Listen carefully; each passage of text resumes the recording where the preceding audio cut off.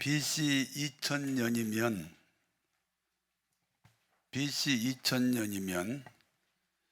지금으로부터 4000년 전입니다. BC 2000년, 그러니까 지금으로부터 4000년 전에 하나님이 아브라함이라는 사람을 선택하셨습니다.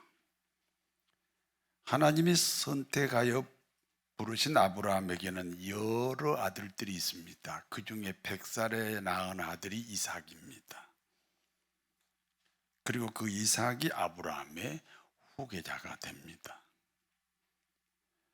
아버지 아브라함의 후계자 이삭에게 쌍둥이 아들이 있습니다. 쌍둥이 아들 중 둘째 아들 야곱이 또 이삭의 후계자가 됩니다. 아버지 이삭의 후계자가 된 야곱에게는 12아들들이 있습니다. 그 12아들들이 12지파가 됩니다. 그리고 12지파가 이스라엘이라는 민족을 만들게 됩니다. 이스라엘은 어떤 민족입니까? 제가 여러분에게 질문했는데요. 이스라엘은 어떤 민족입니까? 하나님 백성이지요. 하나님의 백성은 하나님이 통치합니다. 그러니까 하나님이 통치하는 민족을 만들기 위한 하나님의 섭리가 이렇게 시작이 되었습니다. 처음에는 한 사람 아브라함을 선택하지요. 그 아브라함의 아들 중에 한 사람 이삭을 선택합니다. 그리고 그 이삭의 아들 중에 또 한 사람 야곱을 선택합니다. 그러니까 3대에 걸쳐서 한 사람을 선택하여 훈련시킨 다음에 12아들로 확장합니다. 그리고 그 12아들이 12지파가 됩니다. 12지파는 애굽 땅에서 430년 동안 노예 생활을 하면서 큰 민족으로 발전을 합니다. 그리고 모세를 통해 애굽에서 탈출합니다. 이스라엘 민족이 애굽에서 탈출했다는 것은 바로 왕의 통치에서 벗어나 하나님의 통치가 시작되었다는 것입니다. 여러분, 우리가 이스라엘입니다. 애굽을 떠난 이스라엘입니다. 애굽에서는 바로 왕 세상의 통치를 받습니다. 애굽을 떠났으니까 이제는 하나님의 통치를 받는다는 사실을 꼭 기억하시기를 바랍니다. 하나님의 통치가 이루어지는 훈련 장소가 광야 40년입니다. 이스라엘이 40년 동안 살았던 광야는 어떤 곳입니까? 비가 오지 않습니다. 뭐 금년에만 비가 온 게 아니고 수백 년 동안 비가 오지 않는 곳이 광야입니다. 비가 오지 않으면 식물이 자라지 않습니다. 식물이 자라지 않으면 먹을 양식과 마실 물이 없습니다. 그러므로 하나님은 아침마다 만나를 주심으로 식량이 되었고, 반석 큰 바위를 둘로 쪼개서 거기서 물이 나오게 해서 백성들을 마시게 했습니다. 광야는 사람이 살 수 있는 그런 기후가 아닙니다.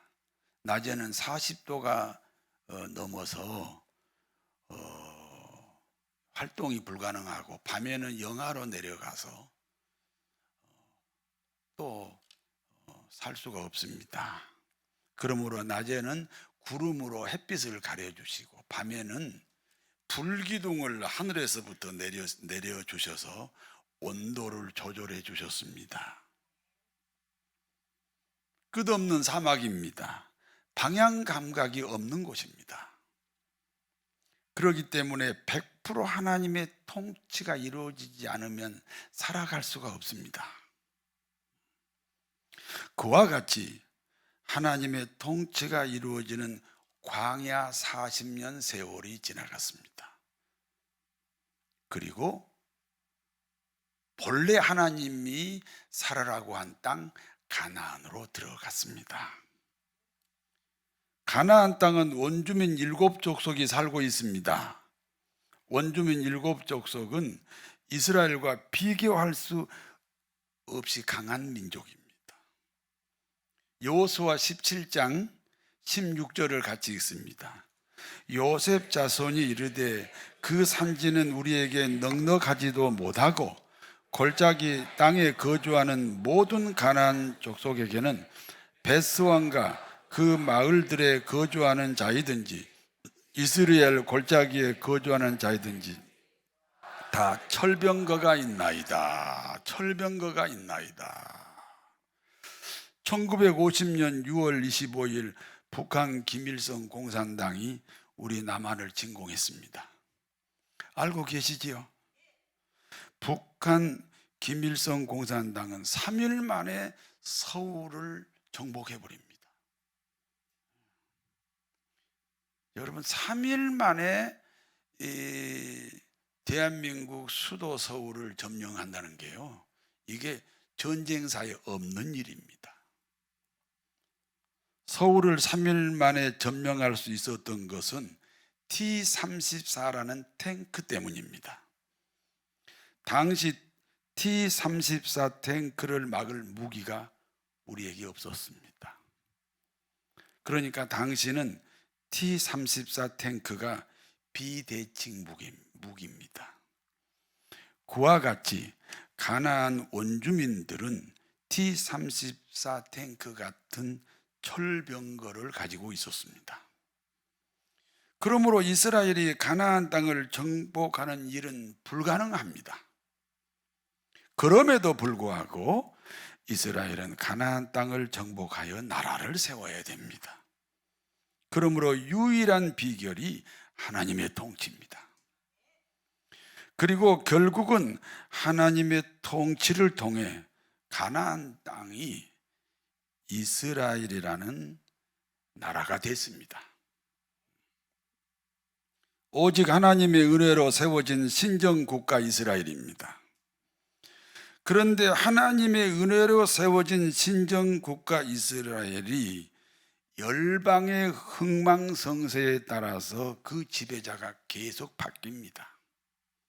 그와 같은 세월이 지나면서 이 지구상의 어느 민족도 모방할 수 없는 독특한 문화를 가진 이스라엘 민족이 되었습니다. 그와 같은 문화는, 어느 민족도 가지지 못하는 이 독특한 문화는 하나님의 아들 예수를 받아들일 수 있는 문화입니다. 그리고 때가 되어서 하나님의 아들 예수 그리스도가 그 이스라엘 땅에 오셨습니다. 여러분, 기독교 문화가요, 굉장히 중요합니다. 기독교 문화는 기독교를 보존하는 그릇과 같습니다. 여러분, 신앙생활 잘 하시기를 원하십니까? 그러면 기독교 문화라는 그릇이 있어야 됩니다. 여러분요, 아이들 초등학교 때부터 초등학교 교회 학교로 보내고, 중학생 중학교 고등학교 교회 학교로 보내고, 대학 청년부로 보내야 돼요. 그래서 거기서 문화가 만들어지는 거예요. 예수 믿는 사람은 주일날은 어디를 갑니까? 교회를 가는 게 문화예요, 문화. 그러니까 사람들이, 우리 기독교인들은 당연히 주일날은 어디를 간다? 그러니까 신앙을 보존할 수가 있다, 그 말입니다. 그것도 지금 3부 예배가 지금 11시 25분이잖아요. 11시 25분에 예배를 드리고 나면요, 갈 데가 없어요. 하루 중간을 딱 잘라버리잖아요. 그래서 기왕이면 11시 이렇게 예배를 참석하셔서 이 하나님 중심으로 사는 우리 복된 성도 여러분 되신 줄로 믿습니다. 이런 것들이 다 문화입니다. 문화. 그러니까 하나님께서 이스라엘 땅에 예수님을 오시게 하기 위해서, 예수님이 오셨는데 그 예수님을 받아들여야 되잖아요. 예수님이 오실 때가 고구려 초기인데 고구려 땅에 예수님이 왔으면 누가 예수님의 말씀을 알아들어요? 누가 예수님을 받아들여요? 그렇기 때문에 예수님이 이 땅에 오셔서 뿌리 내릴 수 있는 민족을 만드는데 이스라엘을 선택하셔서 2000년 동안의 훈련이 있었다, 그런 얘기입니다. 그리고 드디어 예수님이 그 땅에 오셨습니다. 예수님이 이제 이스라엘 땅에 오셨던 어느 날입니다. 예수님이 이스라엘 땅이 아닌 두로 지방에 가셨어요. 왜 두로 지방에 가셨을까요? 그건 우리가 알 필요 없어요. 이스라엘 땅이 아닌, 예수님을 이해할 수 있는 그 땅이 아닌 이방 나라 두로 지방으로 가셨습니다. 두로 지방에 가신 주님은 자신의 신분을 감추기를 원했어요.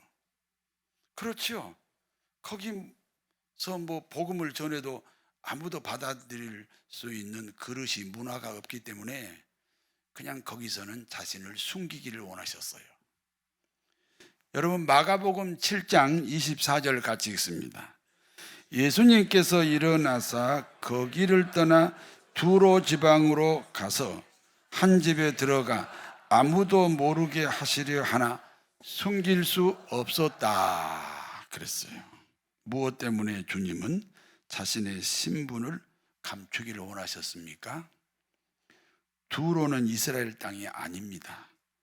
그러므로 두로 지방 사람들은 예수님을 받아들일 수 있는 문화가 없습니다. 그러므로 그곳에서 주님은 자신을 숨기고 싶었습니다. 그런데 숨겨지지가 않습니다. 다이아몬드가 흙 속에 있어요. 흙으로 동화되지 않는 이상은 그 다이아몬드를 흙 속에 있지만 숨겨지지가 않습니다. 예수 믿는 사람이 불신 세계에서 살아갑니다. 그런데 숨겨지지가 않습니다. 마태복음 10장 32절에서 33절 말씀입니다. 누구든지 사람 앞에서 나를 시인하면 나도 하늘에 계신 내 아버지 앞에서 그를 시인할 것이요, 누구든지 사람 앞에서 나를 부인하면 나도 하늘에 계신 내 아버지 앞에서 그를 부인하리라. 여러분, 세상에서 살잖아요. 불신자들과 더불어 살잖아요. 그런데 내가 기독교인이라는 것이 숨겨집니까? 숨겨지지 않아야 기독교인입니다. 잘 숨겨집니까? 그러면요, 수상한 사람들입니다. 숨겨지지가 않습니다. 우리는 세상에 살면서 우리 자신이 기독교인이라는 사실이 숨겨지지 않습니다. 그러니까 예수님이 두로 지방에 가서 자신을 숨기고 싶었는데 숨겨지지가 않아요. 그러므로 예수님을 받아들일 수 있는 문화가 없는 두로 지방이지만 그곳에서 주님을 찾아온 한 여인이 있었습니다. 마태복음 7장 25절에서 26절을 같이 읽겠습니다. 이에 더러운 귀신 들린 어린 딸을 둔 한 여자가 예수의 소문을 듣고 곧 와서 그 발 아래 엎드리니, 그 여자는 헬라인이요 수로보니게 족속이라 자기 딸에게서 귀신 쫓아내 주기를 간구하거늘. 수로보니게 여인입니다. 더러운 귀신이 들린 딸을 가진 어머니입니다. 이 여인은 예수님의 소문을 들었습니다. 소문은 발이 없기 때문에 참 빠르게 전달됩니다. 우리가 사는 이 시대는요, 가짜 소문이 참 많습니다. 가짜 소문 중에 내가 죽었다는 소문이 안 나기를 나는 늘 바랍니다. 뭐 아무개 죽었다, 아무개가 이혼했다, 그런 말도 안 되는 소문이 막 가짜 소문이 굉장히 많은 시대가 우리가 살고 있는 시대입니다.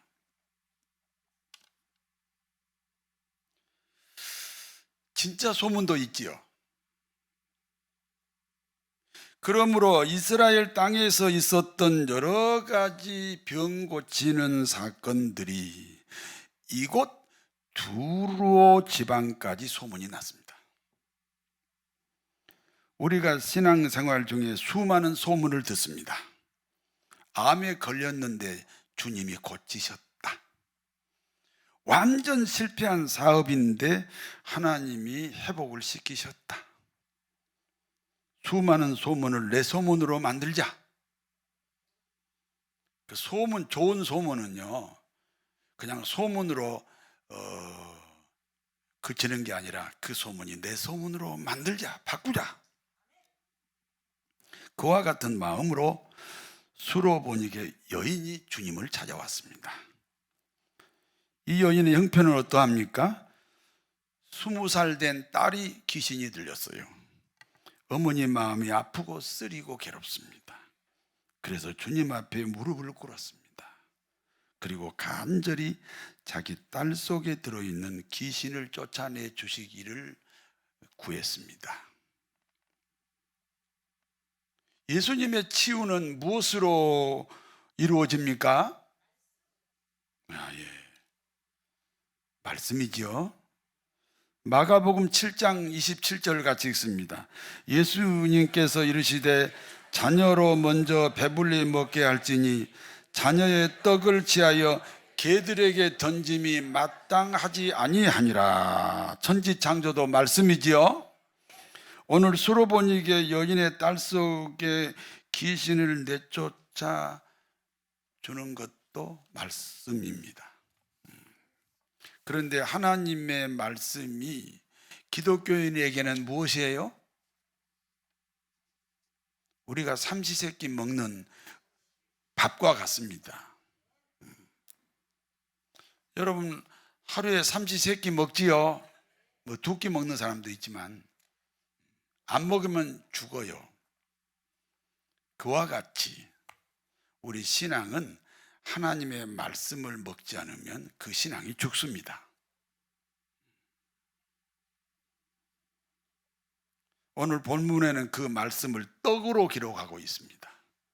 그러니까 하나님의 백성에게 줘야 할 말씀의 떡을 수로보니게 여인에게는 줄 수 없다는 예수님의 거절입니다. 그리고 수로보니게 여인을 주님은 어떻게 취급했습니까?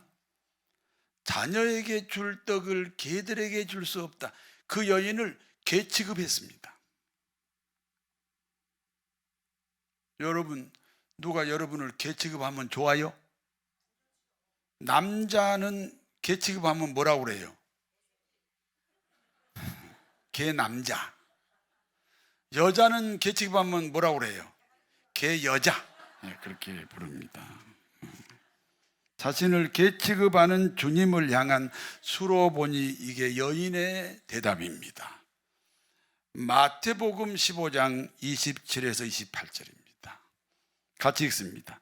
여자가 이르되 주여 올소이다마는 개들도 제 주인의 상에서 떨어지는 부스러기를 먹나이다 하니 이에 예수님께서 대답하여 이르시되 여자여 내 믿음이 크도다 내 소원대로 되리라 하시니 그때로부터 그의 딸이 나으니라.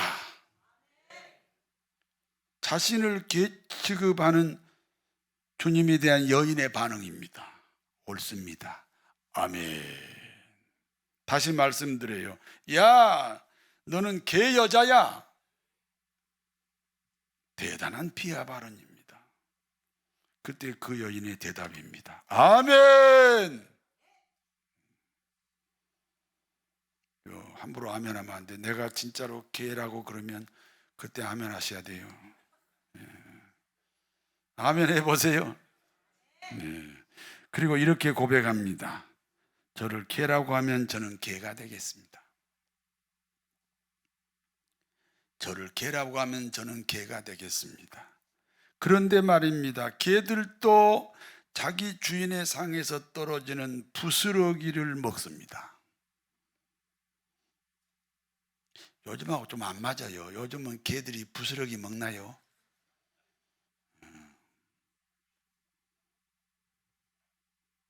개들도 주인의 상에서 떨어지는 부스러기를 먹습니다. 부스러기 말씀이라도 주시면 먹겠습니다. 그때 주님이 말씀합니다. 여자여, 내 믿음이 크도다. 내 믿음대로 되라. 주님이 말씀하시는 순간 딸 속에 들어있는 귀신이 떠나갔습니다. 여기까지가 본문의 내용입니다. 이제 본문이 주는 교훈을 말씀드립니다. 여러분 꼭 유념하십시오. 저는 지금 제 얘기를 한 게 아니고 제 소신을 말씀드린 게 아니고 지금 주어진 본문을 열심히 풀었습니다. 그리고 이 본문에서 주는 교훈을 여러분에게 말씀드립니다. 첫 번째입니다. 본문이 주는 교훈을 좀 더 이해하기 위해서 내가 여러분에게 질문하겠습니다. 언제부터 우리 인간이 죄인되었습니까?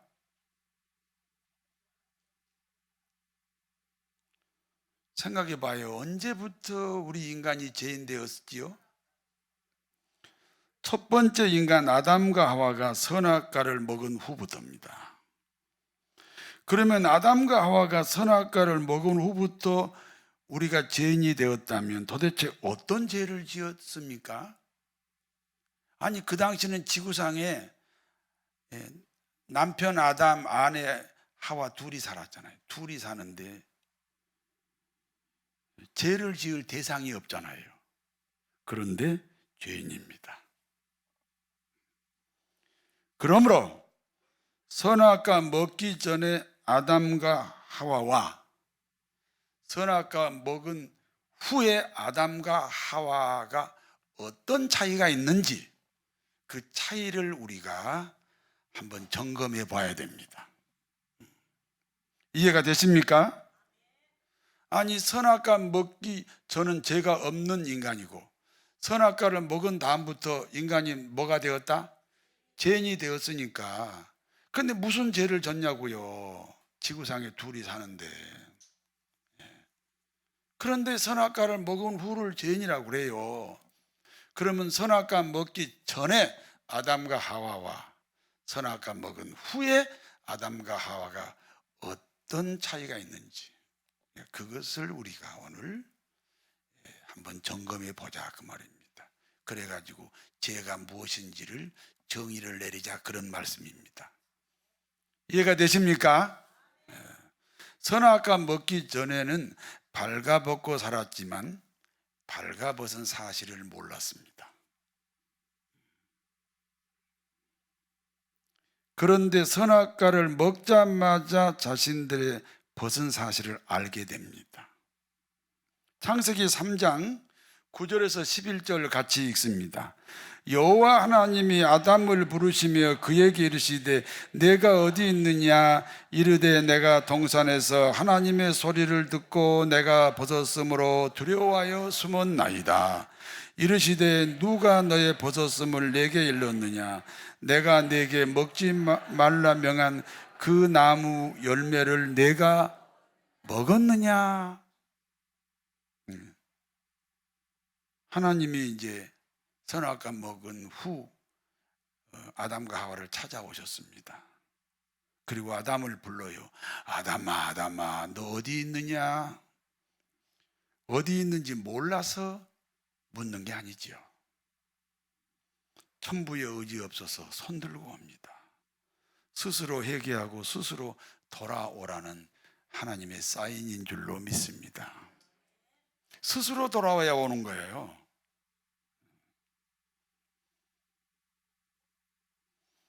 하나님의 부르심을 들은 아담이 이렇게 대답합니다. 내가 발가 벗었으므로 부끄러워 숨었습니다. 그때 하나님이 다시 말씀합니다. 누가 너의 벗었음을 내게 말하였느냐? 나는 너가 발가 벗었다고 결정한 적이 없다. 내가 결정한 적이 없는데 그 결정을 도대체 누가 했다는 말이냐? 아하, 내가 먹지 말라고 한 선악과를 먹어버렸구나. 선악과 먹기 전에는 결정권자가 누구였어요? 하나님이었습니다. 그런데 선악과 먹은 후에는 자기 인생의 결정권자가 누구예요? 자기 자신입니다.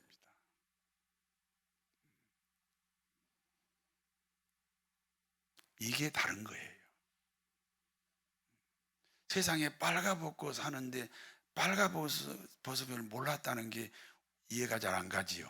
그런데 그때는 100% 하나님이 결정권자니까 하나님이 벗었다고 하지 않았으므로 벗은 것을 몰랐습니다. 선악과 먹은 후에는 자기 인생의 결정을 자기 자신이 합니다. 그게 달라진 겁니다.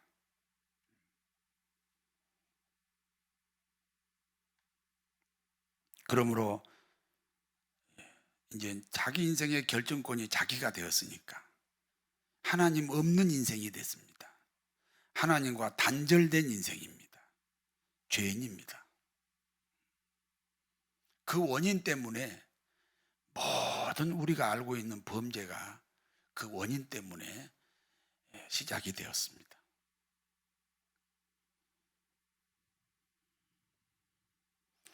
신앙이란 내 인생의 결정권이 하나님에게 있어야 합니다.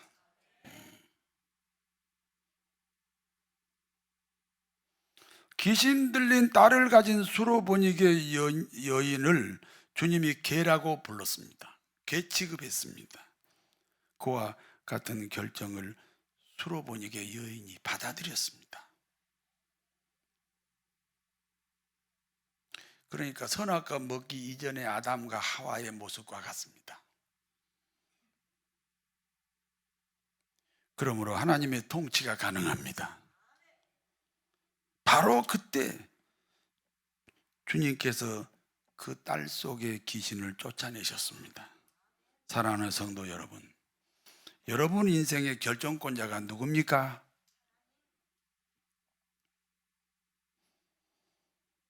하나님이 되셔야 기독교인입니다.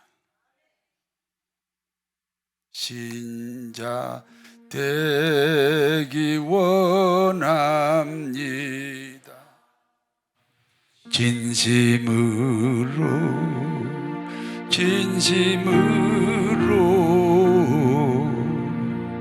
신자 되기 원합니다. 진심으로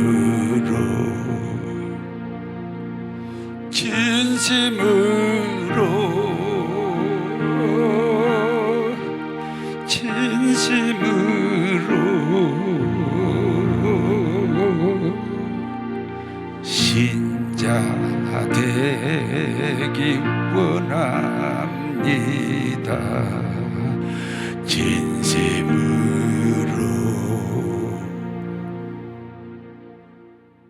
두 번째입니다. 인간의 가치는 하나님과 동일합니다. 인간의 가치가 하나님과 동일하기 때문에 인간의 죄값으로 하나님이신 예수님이 죽었습니다. 그런데 예수님은 수로보니게 여인에게 개 취급했습니다. 수로보니게 여인의 가치를 개 취급하신 것이 아닙니다. 수로보니게 여인의 형편이 개 같은 형편입니다. 딸이 귀신이 들렸습니다. 20살 먹은 처녀입니다. 빨가벗고 동네를 휘젓고 다닙니다. 머리는 산발하고 희죽희죽 웃고 다닙니다. 오늘 예수님을 찾아온 여기 수로보니게 여인은요, 고관대작의 부인입니다. 신분은 높고 높습니다. 그런데 현실은 낮고 낮은 형편입니다. 주님의 말씀입니다. 내 형편이 개 같은 형편이다. 그러므로 너는 개가 되어야 한다. 다시 말씀드립니다. 내 형편에 너를 맞추어라. 사람마다 자기 형편이 있지요. 그 형편에다가 너 자신을 일치시켜라. 그때 수로보니게 여인이 아멘했습니다. 환경이 개 같은 형편이니 개가 되겠다는 것입니다. 그때 주님이 말씀합니다. 여자여, 내 믿음이 크다. 자신의 처한 환경으로 자신을 내려보내는 것을 큰 믿음이라고 합니다. 믿습니다 하고 소리 질러도 믿음이겠지만, 내가 처한 환경으로 내 자신을 일치시키는 것, 그것을 믿음이라고 합니다. 그때 문제가 해결됐습니다. 지금 형편이 없어요. 지금 형편이 저 땅바닥으로 떨어졌어요. 그런데 옛날에 내가 잘 나갔던 사람이거든요. 그러면 지금 형편이 땅바닥으로 떨어졌는데 옛날에 그 잘 나갔던 그 사람으로 있으면 문제가 해결이 안 된다. 너도 땅바닥으로 빨리 내려가라.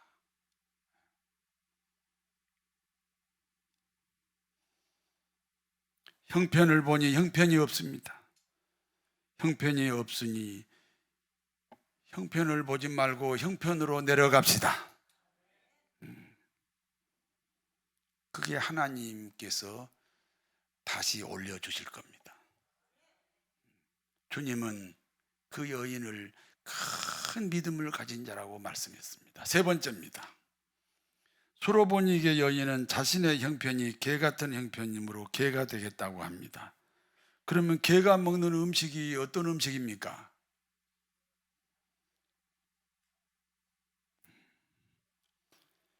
주인이 먹고 버린 찌꺼기 음식입니다. 지금 개하고 좀 달라요. 지금 개들 신세하고 2000년 전의 이야기예요. 그때는 개가 먹는 음식은 주인이 먹고 버린 찌꺼기 음식입니다. 그러니까 주인의 상에서 떨어지는 부스러기라도 먹겠다. 부스러기라도 주세요. 제가 옛날에 실제로 그 제주도 재래시장에 간 적이 있습니다. 그런데 군뱅이를 팔더라고. 군뱅이. 왜 군뱅이를 파는 줄 아세요? 그걸 먹으면 낫는 병이 있다는 거지요. 그때 내가 생각을 했어요. 이 군뱅이를 누가 먹을까?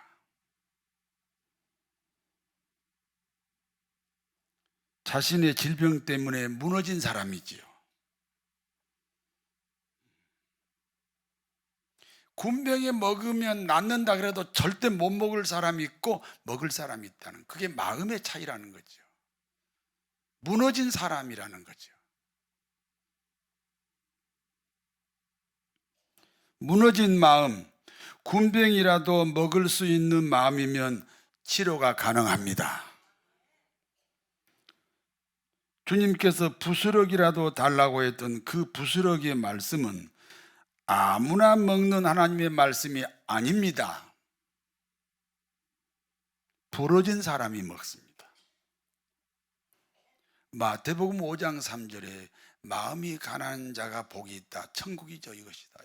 이 마음이 가난하다는 말이 부러진 마음이에요. 여러분, 남자 여자가 만나서 결혼하는 것도 서로 부러져서 남편이 되고 아내가 되는 거 아니에요? 그때만 부러지고 지금은 안 부러지셔가지고 집안이 시끄러운지 모르겠네요. 마음이 부러진 야곱을 하나님은 이스라엘로 바꾸셨습니다. 마음이 부러진 사람이 예수 그리스도를 영접합니다. 예수님은요, 마음이 부러진 사람이 받는 걸 받아들이는 거예요.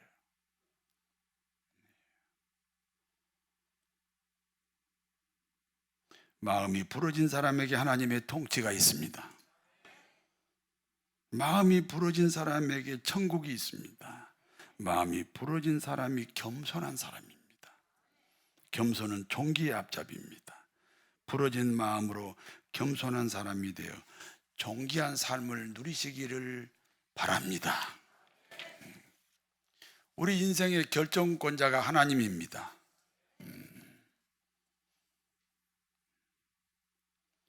우리는 살아가는 동안 원치 않는 형편을 만날 때가 있습니다. 그 형편과 자기 자신을 일치시켜야 됩니다. 아니, 지금 어려워졌잖아요. 그러면 기도하셔야지. 옛날에 믿는 방식에서 좀 다른 방식으로 믿어봐야지. 형편에 나를 일치시켜야 됩니다. 그것이 큰 믿음입니다. 부스러기 먹는 가난한 마음, 부러진 마음에 하나님의 통치가 있습니다. 그리하여 수로보니게 여인처럼 불행이 행복으로 바뀌는 성도 여러분 되시기를 진심으로 축원합니다. 전능하신 하나님, 우리 그리스도인들의 결정권자가 주님이 되게 하여 주옵소서. 거룩하신 하나님, 우리가 살아가는 동안 원치 않는 환경이 찾아올 때가 있습니다. 그와 같은 형편과 자신을 일치시키는 큰 믿음을 주시옵소서. 전능하시고 거룩하신 하나님 아버지, 부스러기 말씀을 먹는 가난한 마음 주시옵소서. 부스러기 먹는 가난한 사람들이 모인 교회가 금포교회입니다. 그리하여 불행이 행복이 되고 눈물이 진주 보석이 되게 하옵소서. 예수님의 이름으로 기도하옵나이다.